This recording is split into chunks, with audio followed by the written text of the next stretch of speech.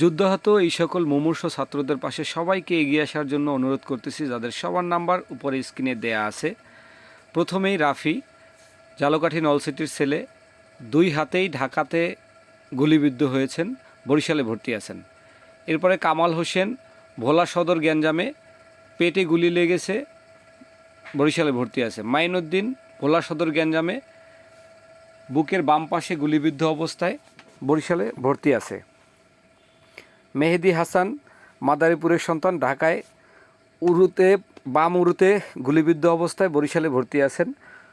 সবাই নাম্বার দেয়া আছে, সবার জায়গা থেকে চেষ্টা করেন হেল্প করার জন্য। জসিম, উজিরপুরের সন্তান, ঢাকায় রাবার বুলেটের আঘাত প্লাস পুলিশের মাইরে হাত ভেঙে গেছে, বরিশালেই ভর্তি আছেন।